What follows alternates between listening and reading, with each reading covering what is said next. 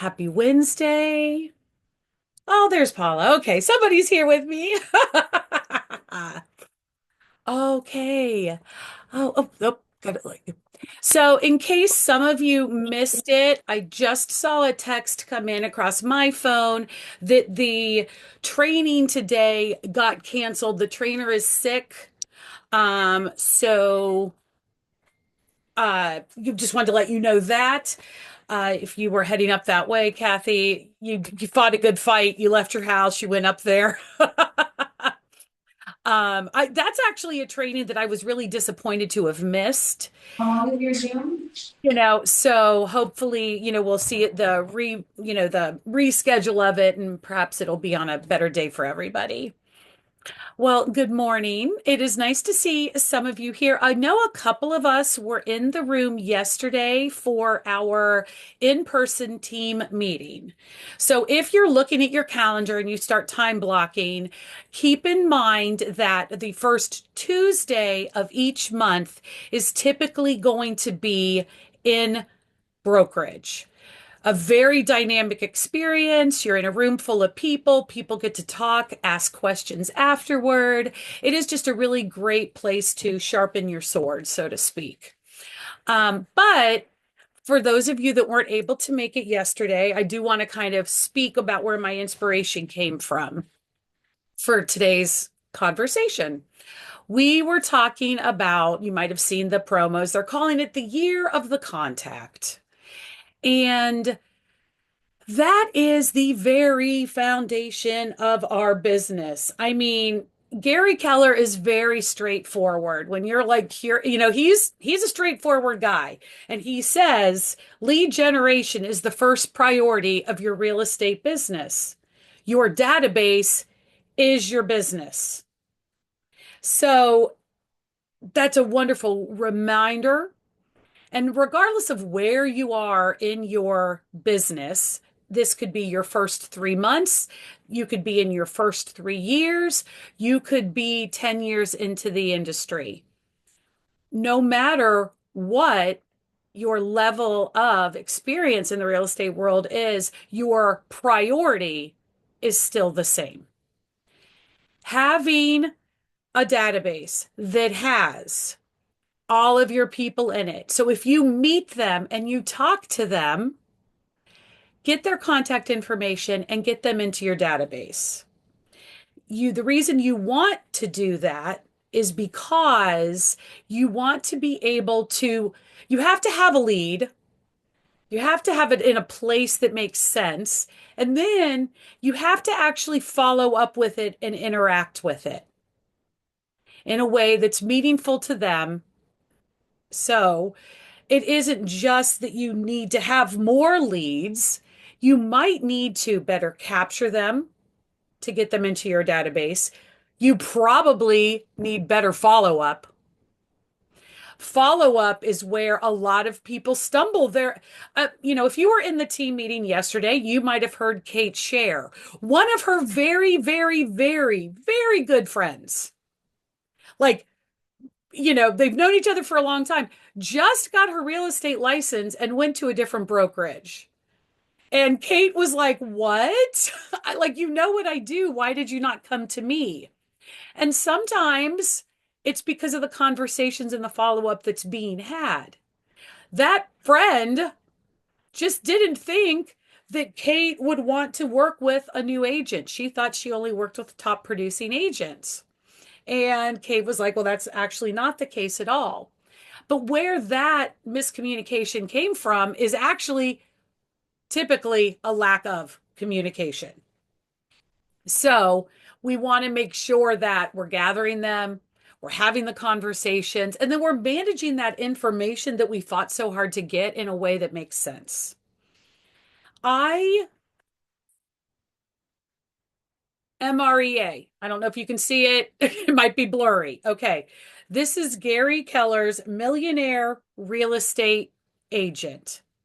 It's not about the money, it's about being the best you can be. This book has been reprinted. I mean, my gosh, my version isn't even new. And this book is printed internationally. It has been printed multiple times and updated. And the one thing that doesn't really change with this is about his stance on what it takes to build your business. And I took a lot of my notes and talking points today from actually the section of his book that talks about the lead generation model of a business, because I think it's really important to get down to basics. I'm doing it also. I realized that I sometimes forget to actually ask for the business. We talk about real estate, they know what I do, but I forget to say, hey, I appreciate you, connecting and asking me about my favorite restaurant or who you refer to for a contractor. Please also keep me in mind when you hear someone that has a need that's around real estate. And then I even go deeper and I tell them what that looks like. Because it just like sometimes you ask me for help around conversation points, give conversation points to the people that you want to get referrals from. Say to them, if you hear someone that just got engaged, that just moved in with their person, that is sick of living in their home, anytime you hear these things in a conversation, just say to them, I have a person for that. My friend Keleigh will help you solve these problems. And then go one step further and put me and them into a group text together so that I can step in, connect with them, and take it from there. I actually tell people how to refer me to make it easier because, again, we need to get people into our database. Now, I know that a lot of you maybe are off mic, but if you can, I want to ask a question, and if you can answer in the chat or, come off mute. Where do most of your contacts come from right now? I would say mine comes from my sphere of influence. So Okay. like even just like people that I know that I used to work with, and then also to social media. Okay. All right. We've got social, we've got sphere, we've got work relations are an amazing space to be in. Let's see what else we've got in the chat.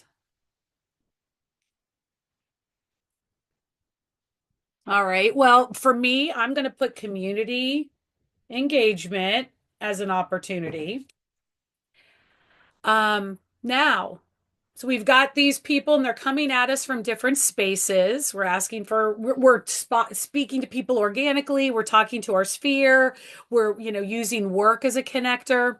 But the other part of it is how confident are you that you are going to circle back and remember them? Someone says, "Yeah, some guy at work just got engaged. Let me get your name and let me get their name and number and connect you." All right. Well, that's not really a contact. That's a con. So far, it's not even a complete contact. But like, if we don't track all of this, how are we going to communicate with them? How are we going to remember that somebody said, oh, yeah, there's somebody at work? That's like $20 on the ground. You're going to pick it up. So if somebody drops $20 on the ground in the line along the line of, hey, somebody at work, you need to make sure that you're picking up that money. How are you remembering to get back to those people? Because that's actually the problems we're going to talk a little bit about solving. Is where are we going to get more contacts and what are we going to do with them once we have them? So this, again, not to sound like a broken record, but time blocking. If I were to ask you all to send a screenshot of your calendar today, and I'm not going to ask you to do this because I know the answer, but if I were to say, show me where you have time blocked lead generation into your day or week who actually has it in their calendar. Because if it's not in our calendar, it is definitely not going to happen. And think about how we use our calendar. When you open it up and you see that somebody's got a birthday party this weekend, you remember that you need to get a card. You need to get a present. What's your outfit? What time are you leaving to get there? Do you have to bring anything? Just seeing things in your calendar also trigger your brain to do the work. So if you are not putting consistent lead generation time blocks into your calendar that you are honoring, then how are you signaling to your brain and to your body that lead generation is important? Accountability is speaking it out loud. Accountability is writing it. You're right.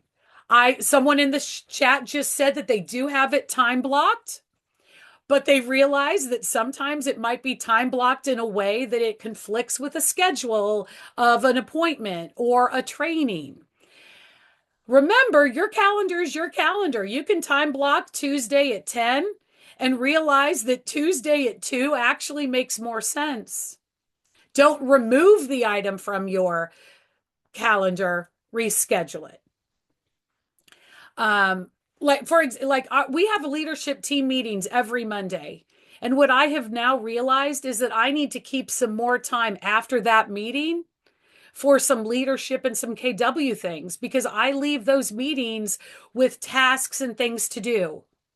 So I've now had to rework my Monday because I had put some things in there that were around my business, but I also have things that are a requirement of the leadership, my leadership role. That doesn't mean that neither are important. It just means that I had to move some stuff around. So if we are putting lead generation into our schedule and seeing it, that's amazing.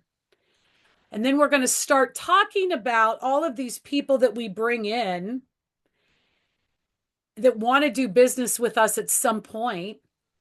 And we're going to start, like dividing them out. We have to really think about where are we talking to these people? Where are these people coming from? We are a lead generation company, and it is successful businesses leave indicators. One of the most successful business indicators that you will see and hear is that most agents doing this at a high level have multiple streams of lead generation sources. Yes, I show up in my community, but that is really hard. Like 300 people know who I am, but I don't get 300 people into my database for an event. So I can't just do that.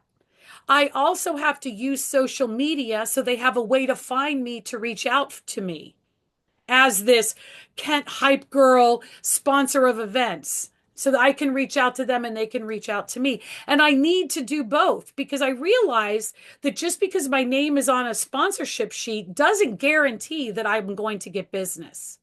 People may want to party with me. People may want to hang out with me. People may want to go thrifting with me. I need them to also want to buy with me. And I need to not only know how they're going to reach out to me, but I need to be reaching out to them so that I am staying in front of them at a time that makes sense. And I do open houses so that I can get more leads. And I ask for referrals and follow up on them quickly to see if there's a way to get a lead or a contact out of that. Now, leads are people that are actually ready, willing, and able to purchase, and then you can kind of adjust them. People use colors, people use A, B, and C. But when you're dividing your buyers and sellers in your database, you need to understand where they are in the buying process. This is someone that might be buying outside of a year. This is someone that needs to buy this year. This is someone that needs to do this by the summer. So, again, how I'm talking to them now, further down the road or into next year, is different. But I need to get them all into my database so that I am speaking to all of them appropriately, so that I'm showing high level for those ready to goes, but I'm not falling off of anyone else's radar for down the road.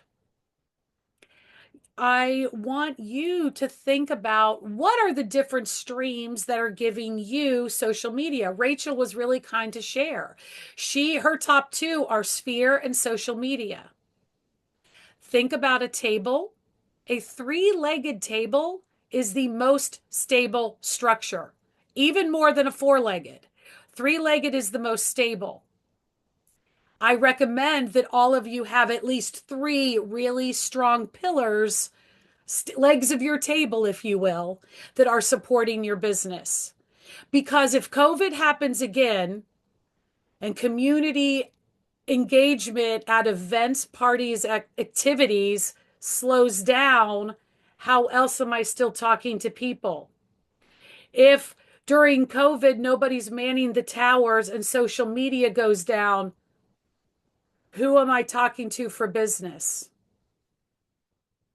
I still have a leg to stand on. And even better, if I am doing buyer presentations to get in front of first time buyers, which I do. Even better if I am hosting monthly meet and greets. So again, the different things that you do so that you've got strength in how you're lead generating, because you're again finding people that want to do business with you now, in 6 months, or down the road. You want them all. The reason that you can talk to a more seasoned agent in January and they're not completely flipping their lid and losing their mind is because for them, January isn't a let's start the slow chug of momentum. They kept it going through the holidays, and January might be slow, but they know that in February they're taking pictures and they've got a listing for March and they've got 3 buyers that are moving. So they've actually, when you're talking to one of those agents, yes, they are worried about their immediate in front of them business right now. We all are. We all want one more deal right this minute. But when you're talking to a more veteran agent, sometimes the reason they are not completely dysregulated is because the right now is not maybe where they want it. Everybody wants one more, but they know that there is business that is coming and they can see this road ahead of them with listing sides on one side of the road and buyer presentations on the other side, and then appointments for more listings, and then appointments for more buyers, and then they're marketing around them. So they see the road ahead of them and they see the different touch points that are on it. And what they're actually doing is using their momentum to continue to build that road. And that is something that comes through practice, through momentum, and through really intentional work. And so showing up and doing these things, it's never too late to start. So, keep in the business of making the contacts. So we've got them and we're talking to them. Now we need to get them out of our phone and into our database. And I know that some of you, that's like typically the first thing that I tell every single agent is move them from your phone to the database. Because when you're looking at your database and you have 300 contacts in your database, you know that those 300 contacts are all legit. You know those 300 contacts are people that already know you're a realtor at least one time. You talked to them at least once, made them aware of it, and moved them over to command. So now, when we start talking about a very systematic way to reach out to your database, you've got people in there. On Monday's accountability call, I challenged everyone to look at their phone for C and K and then to look at their database. And in a perfect world, those are fairly close to the same number. If they are not, if you've got a lot more C's and K's in your phone than in your database, those are your calls this week. Hey, Christopher Columbus, I've got you in my phone, and I just realized I don't actually have a complete contact card of information around you. I really want to put you into my database this year. My intention is to really grow it and communicate to people my willingness to help them with real estate. I notice that I've got your number, and we know that this is the right number because we're talking on it. Is there an email that I could have? When's your birthday? That's something I like to care about. And while you're talking to them, you're taking notes. You are contacting all of these people. If you get to a point where you've got somebody in your phone and they are not in your database and you don't want to talk to them, I want you to have a word with yourself. Because if you get right down to brass tacks, this is your business. They could bring money to your pocket. If you still don't want to, and now again, I don't live on that base. I am not transactional, and neither are you. But if you have to get really intentional about your business, you have to take your heart out of it. As I sit here in my big heart sweater, you have to take your heart out of it and have a word with yourself. The way that if you were in a business, a big structure, and you worked for somebody else, your boss is going to call you in and be like, what is going on? Why won't you do this one thing? Let's talk about it. You need to be your own boss and be like, okay, why won't I call this person? Especially if I baseline, if nothing else, they could be money and I still don't want to talk to them. They definitely don't belong in my database. And do they belong in my phone? But I want you to be that cutthroat with yourself because that person is taking up space for someone that you do want to talk to, someone that you do want to like, know, and trust, someone that you want to go deeper with and help. I know that's harsh for a lot of people because maybe we're thinking of this from a scarcity mindset. Oh, but Keleigh, you told us in the training that 250 contacts could equal $250,000. We were in Ignite and you showed us that slide. Yeah, but that's actually people that you're working and talking to. The contact itself is only a number in your phone. And if it doesn't interact and you don't feed it, it can't feed you. So maybe this is the week that you get cutthroat with your C's and your K's in your database and in your phone.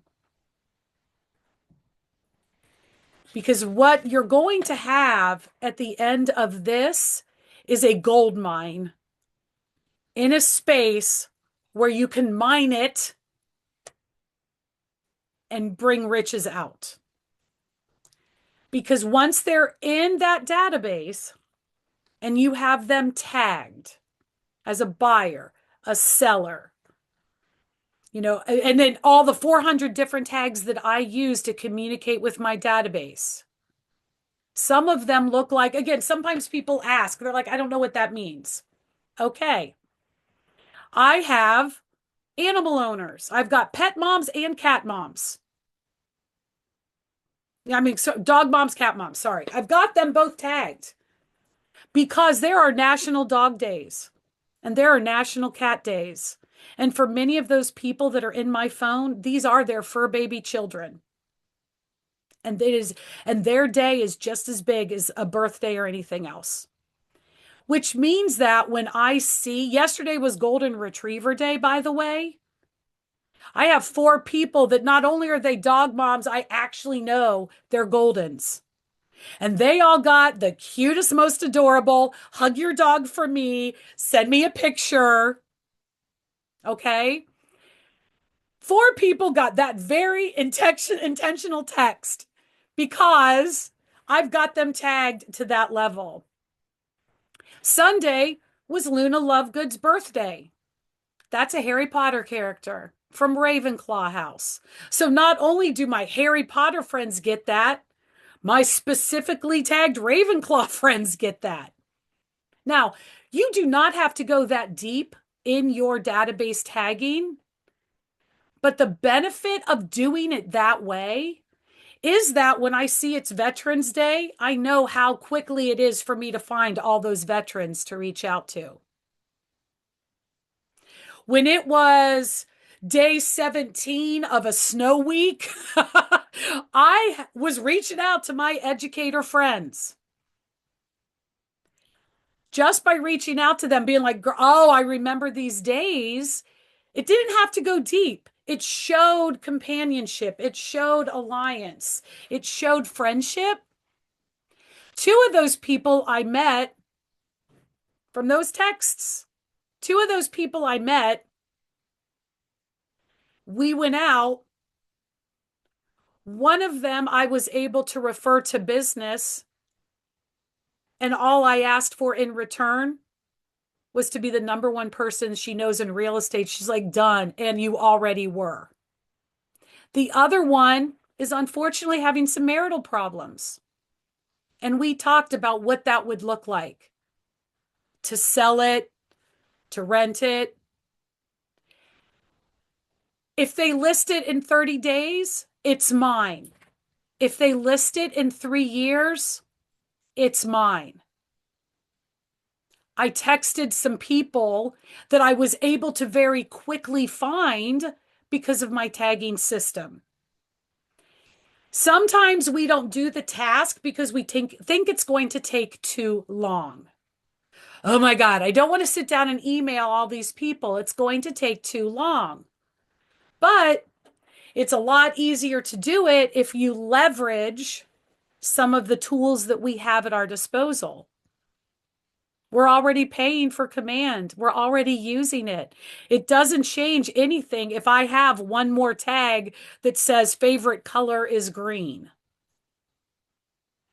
But it gives me one more opportunity to reach out in a way that feels a lot more fun and celebratory and a little less about real estate. But all of those texts go out with my special text signature that's got a heart and my name and a key and a house. So even while they're reading the, oh my gosh, hug your dog for me text, they're also getting reminded, that's right, Keleigh does something with real estate. Look at that key, look at that house.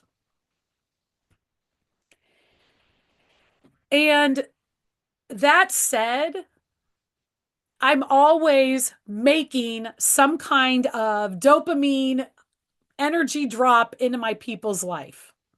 I'm always showing up in a certain kind of way with consistency. People don't forget about you because you're bad at real estate.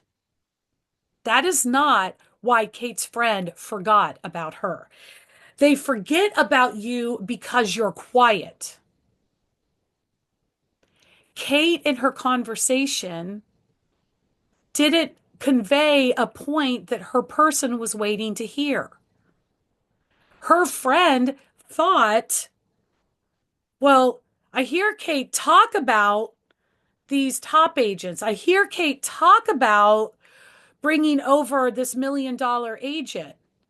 I'm a new agent. I don't even know what $1 million agent looks like. I don't know what that looks like at all. She probably doesn't even want to talk to me. So it wasn't that Kate was bad at what she did. It was just because Kate was quiet in the arena that this person was listening for the details. And I mean, I raised my hand in the room. That's happened to me. And it isn't because I was bad at real estate. It was because that person and the reason I'm telling you this is what you're telling your brain and your body because it is always listening. And if you tell yourself you're bad at real estate, you are on the best path to being the worst real estate agent ever. What you think and say to yourself is incredibly impactful. So if you tell yourself, I'm bad at real estate, that's why they went somewhere else, you become bad at real estate. When you realize, I didn't tell them what they needed to hear when they needed to hear it for that to make a difference, it changes the whole scenario. I'm bad at real estate is a shut the computer, walk away, come back tomorrow mindset. And it stops your momentum, it stops your positivity, and it slows down. Realizing I didn't communicate with them in a way they needed to when they needed to hear it is a lot more liberating. That is a problem that I can fix. It's not me, it was my business. It was my outreach. It was my way of communicating. Those are things I can fix. Does it hurt? Yes. I'm not saying that it doesn't, but I'm going to give myself a couple of minutes to be hurt, and then I'm going to get back to problem solving. And that is what I want you to do. So, when you are talking, so again, we talked about all the touchy feely, nice, fun ways to communicate. You've got these leads. Now, remember, some of these people started out as true conversations about real estate. So, yeah, you're going to talk to them about all of the fun things you know about them. But more importantly, you also need to be recognizing that they need something different, which is why we back to tagging people and knowing your database.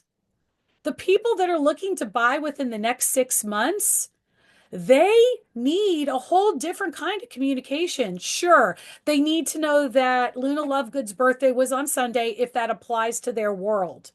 But more importantly, if they're shopping within the next 6 months, they need market information.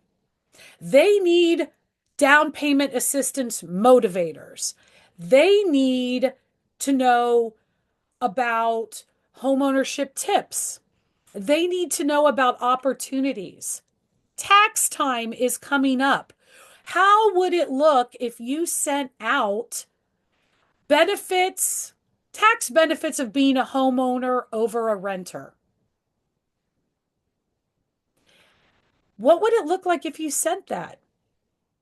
These renters that you have in your database that are in leases that maybe you have put off as a not quite ready and you're putting them into the future. Maybe the reason they're in the future is nobody told them the first 3 steps to make it happen this year. That is where their real estate advisor and agent come in. So, having a rough idea of where these people are so that you're communicating with them timely enough and sharing the information is how you are taking that contact and converting them into a lead, someone that is ready to do business, someone that is ready to work with you. Contacts are who we're talking to, and we convert them to leads. And the leads are where the money lives. So when you convert someone from a from a contact to a lead, that's amazing. Makes more room for more contacts.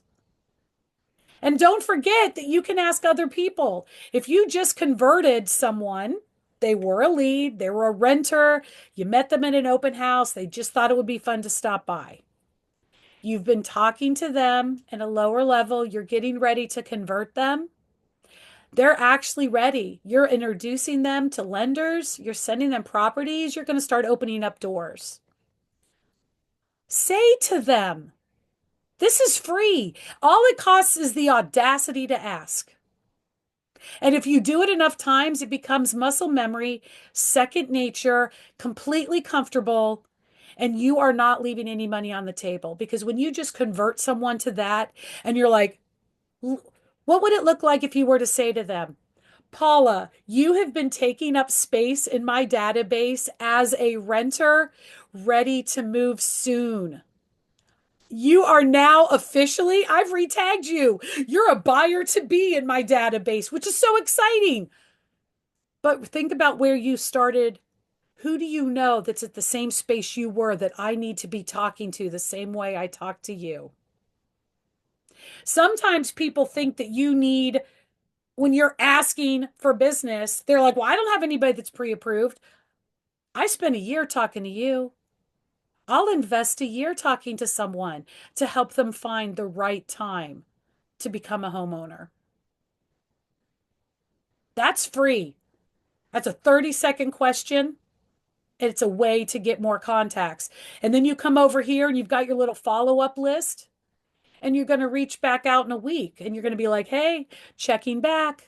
I know that we're looking at some houses and everything. When we get together on Thursday, don't be surprised if I ask you for some names and numbers. They already like you. They already trust you. They already know you. You can ask more from them. You really can. All right. So, we're giving value-based touches. And we've talked a lot about relationship touches. And as you can tell, that is where I live. That is my most exciting place to be. And the reason I do that is very intentional. This weekend, I'm going to be seeing people that bought from me 4 years ago, and I'm still in contact with them, and they still refer people to me. If you invest that much in a relationship, continue to invest in them. Because if you make someone's dream come true, you just won a big fan. And if you stay in contact with them, they remember how their heart feels by interacting with you. And they remember you as that because in their minds now, they're like, oh, Kelly's the dream giver. It's done for them. I have to remind them that Keleigh wants to make more dreams come true so that they remember how it felt when they met me this way. It is not hard to talk to people about things that you enjoy. Am I correct? Everybody agrees for the most part. If we enjoy it, we like to talk about it. And we get excited and our face shows it and our body changes the whole bit. We all are doing this. We are all working for ourselves. We are all in on ourselves, which means that we like what we're doing, which means that we love what we're doing, which means that we can forecast that and, telegraph that when we're talking to other people. So let them hear about how much you enjoy what you do. My most favorite question is, who do you know? you know, who do you know that loves hardwood floors? Who do you know that is a renter right now that would like to change the trajectory of their life? When you're at work, who do you know that I should be talking to? I'm looking for people that might have just gotten engaged recently. Get real specific. Make it easier for them to find a person that they know and introduce you to. I just worked with two first-time home buyers that I loved so much it made me consider reducing my commission. It was a completely different game changer to break a generational truth for a family. These people at 40 are first time home buyers in their generation. That's impactful. Who do you know that might be like that? Because everybody thinks that I'm this, and I am, but I'm also hustling for the person that I met through Portage Metro Housing Authority that has been a Section 8 voucher renter and are now ready to buy. So I don't just, so maybe that person that's only shopping at 120,000 is afraid to reach out to me because they think that I don't want to work with them. No, I want to work with you too. Because if you make that kind of a change for somebody, yeah, the commission might be whatever the commission would be. But that kind of an impact, ask me again why I love what I do. What you did with them, are they going to be your lifelong fan? For those kinds of buyers, all you need to do is stay in a little bit of contact with them, celebrate their success. Every year, celebrate that homeowner anniversary. Remember that when they're on the other side, they may not have someone that's talking to them about, hey, you've been in your home 5 years. You might have enough home equity that you could have a line of credit to send your child to horse camp. They may not know. You still get to be a resource. And you did magic in their eyes. They're going to talk about you to their friends and family. So there are great opportunities in just the conversations you have. The model that they showed us in Ignite is like a gas drum and it leads in and da da da, and then they drop out the bottom. I think that's fine, and I understand what that picture is showing us. But more importantly, I don't want them to drop out of the bottom. When they're a contact and I convert them to a lead and we have a transaction and now they're a first time home buyer or they sold the home. Okay, I don't want them to drop out. I want them to land into another tray where I am always sorting through it and still staying in contact with. I don't want to lose those people. Those are a great resource for more opportunities for conversations in business. All right. So, does anyone have any questions so far? Has anything like I've been trying to watch the chat and watch people's faces. Is so far is everything kind of landing in a space that feels comfortable and they kind of get it? All right. It's it's really about being intentional and about giving yourself um the time to do it. Now, the time blocking we talked about, very, very important. But if you don't time block, if you don't do it, that's the other thing. So I want you to commit to if it's actually in your calendar, it's actually going to happen. And I want you to think about looking at your database and your phone moving forward. We are in the first quarter, which means that this is a great opportunity to get really, really, really, really intentional about the DTD2s, which is why on our Monday motivator call, I put it out there, C, K, and I. I want to see what happens when you communicate with those people and work our way through.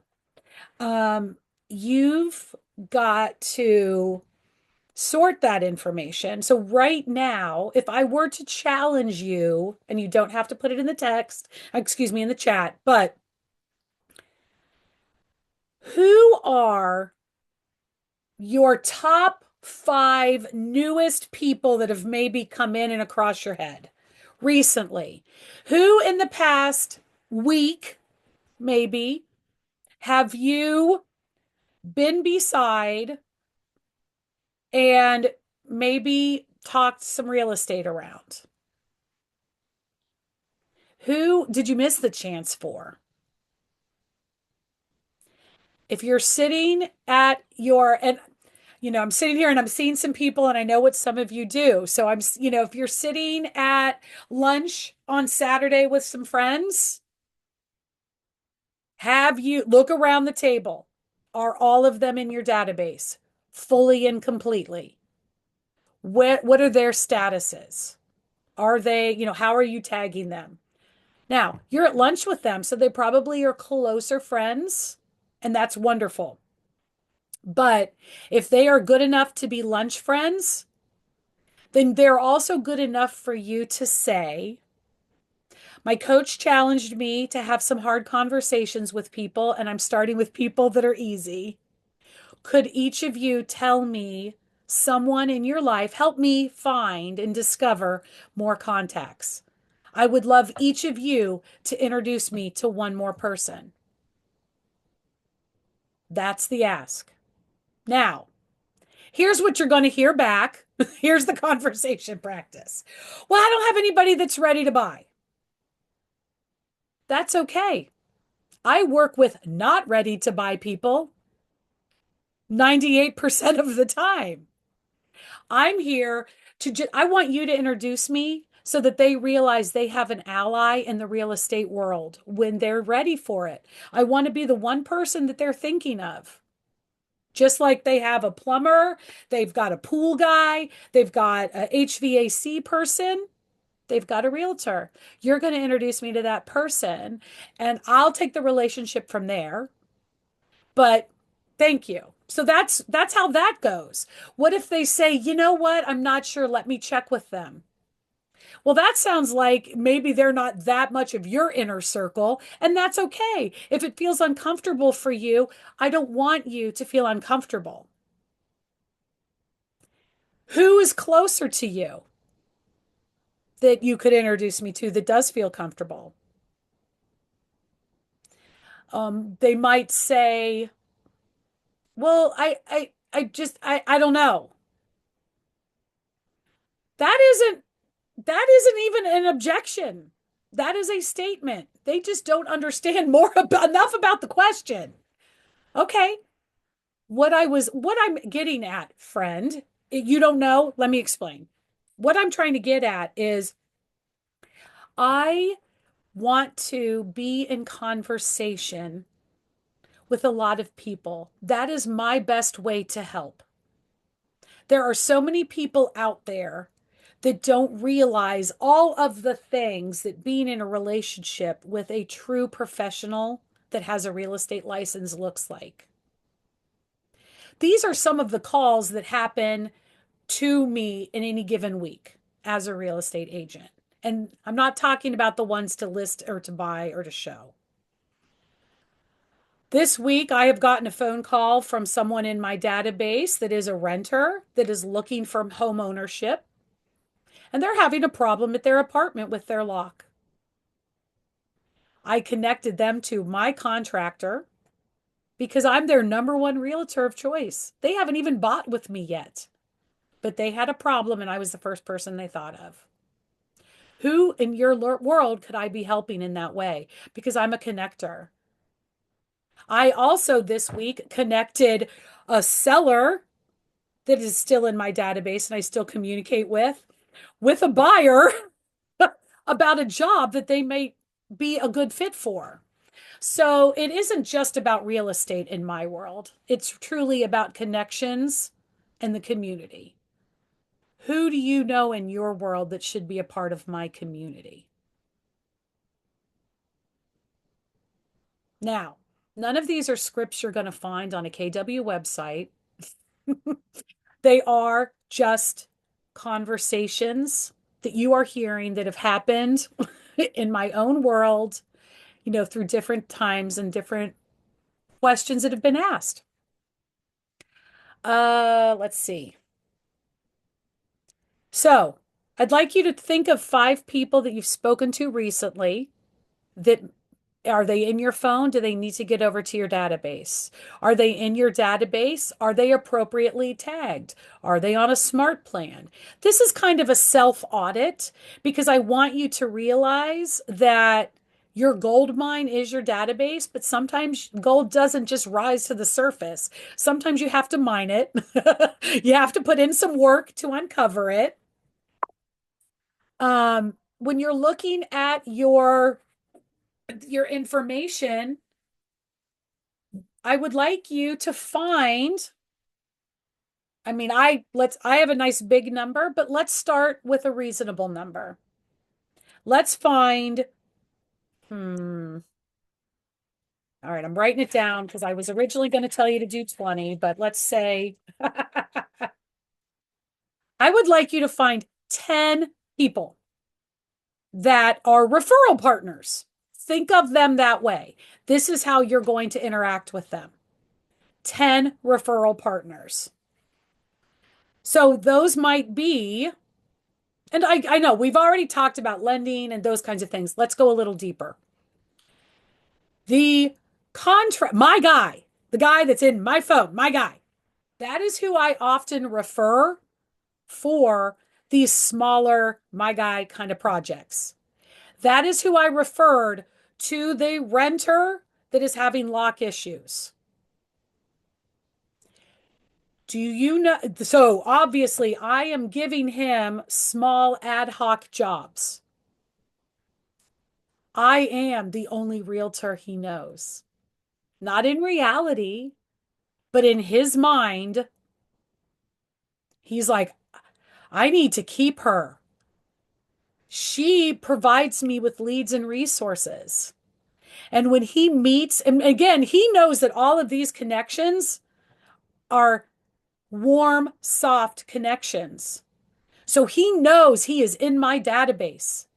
And I've talked about what that looks like. Listen, I'm referring you. This is the expectation. And I check in and we have a very successful thing. And if I refer 20 jobs to him this year, that might be a low number. But I am number one in his database. And when his friend at work got divorced, I helped with that part of the transaction. And I was able to help in such a way that I was able to help the husband and the wife. So again, that just came from a referral. If someone were to say to me, you can only talk to 20 people in your database to find business. Okay, I'm sorry. 10. I told myself 20. You guys can do 10 if you'd like to be comfortable. But if I were to say to you, what are the 10 people if I take your whole database away and you can only keep 10 people, who are you keeping? $1 million seller? Yeah. But for the most part, referral partners are a great way to build that database back up. If someone were to decimate your database and leave you with 10 numbers to rebuild, a referral partner is a great way to do that. So, who are the 10 referral partner people that you need to make sure you're talking to at least once a month? And when you talk to a referral partner, it is different. You're telling them, we support each other's businesses, and here is how. You are the first person that I think of when someone says this. And here is how I pass off the referral. I do a group text to you and this person. I let the person know it's coming. Hey, you had asked for a referral. I'm getting ready to set you up in a group text with Kevin. You know it's happening. I now have a group text. So both of you remember that I am the person that brought you together and I can see how that conversation goes. I want you to do the same for me. Who were you just in a house for redoing a floor? And I've trained you to ask them, hey, what made you decide to redo your floor right now? Oh, you're getting ready to sell? I've got a person for you. I think you should meet her. Now, I'm going to be honest. My contractor did not know to ask that question until I trained him. We have to train our referral partners sometimes. Not everybody knows how to do that at this time.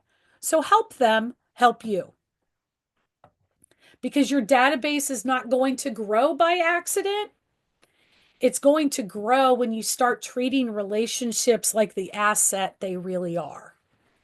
And again, if I told you that you could only have 10 numbers in your database, my recommendation would be that they would be referral partners so that you could rebuild, as opposed to the person that you have tagged as a ready, willing, and able buyer. They are important and they are for now money. But if I had to choose between one for now transaction or the ability to rebuild and rise above like the phoenix from the flame, I would pick referral business, referral partners. And referral partners might be that $100,000 Portage Metro Housing Authority client that bought their first ever home, that is singing your praises to every single person because you changed their life that deeply. So it's not about the transaction, it is about the relationship. That's longevity. Any thoughts? Any feedback? Anything that everybody wants to share before we hop off? And I appreciate the people that are off camera, and the people that, were able to respond inside and all of that. It does make it a more vibrant experience. As a reminder, Fridays we meet at 8:45 for a Friday follow-up. If you missed Monday's call, we DTD2 this week is calling last names beginning with C and K, and texting last names that begin with I. A number from your phone in your database for Monday, and an honest recount of your week and how touching those people went is what we'll be talking about on Friday. And it's only Wednesday morning, so you still have time to work on that. Outside of all of this, please text me or call me if, for a phone call, a conversation, if we need a Zoom, if we need to meet up, if you just need a quick little shot in the butt of adrenaline, I'm your girl and I'm here to help. All right. Anybody have anything before for the greater good before we get off the call? Thanks, I love Kelly. seeing everybody smiles. All right, everyone. Have a wonderful Wednesday, and I will see you on Friday. You too. Thank you. Bye bye. Bye, everyone.